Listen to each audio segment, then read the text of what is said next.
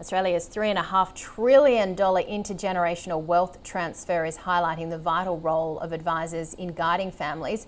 To explore how Australians can navigate this monumental shift in wealth, Craig Keary, Selfwealth CEO, joins me. Craig, why are we talking so much about this? I mean, surely wealth has been passed down from generation to generations over time.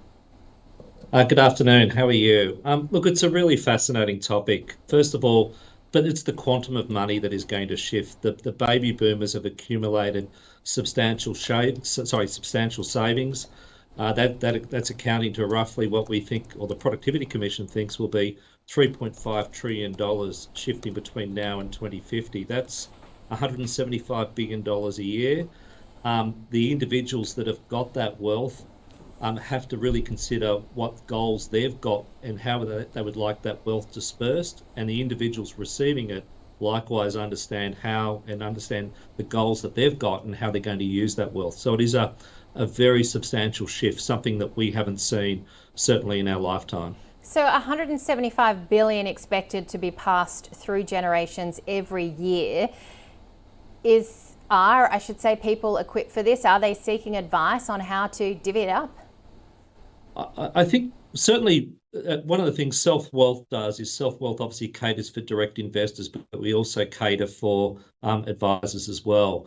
At a recent event that we had, it was really interesting to see some of our boomer clients bring along their children or grandchildren to that educational event. And I think what we're starting to see happen is the boomers are really starting to sort of think about the generation that's going to be receiving the wealth.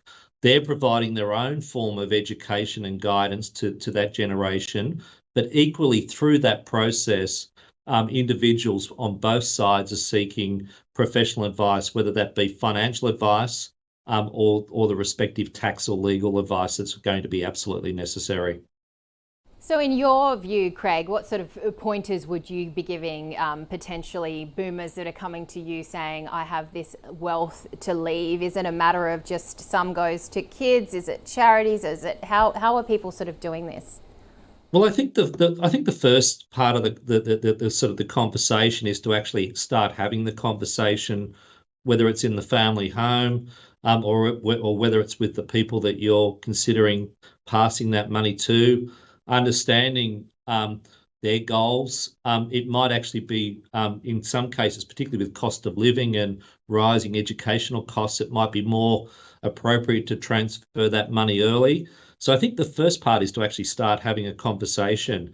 I think many years ago it used to be you didn't have those conversations. I think given the quantum and given the challenges that the different generations are facing, particularly the younger generations, having an early conversation is important. Secondly, understanding the tax and legal consequences is critical. Really good quality of advice is required regarding this, and making sure that everything's very clearly documented and understood. But primarily, having that conversation first to establish the goals.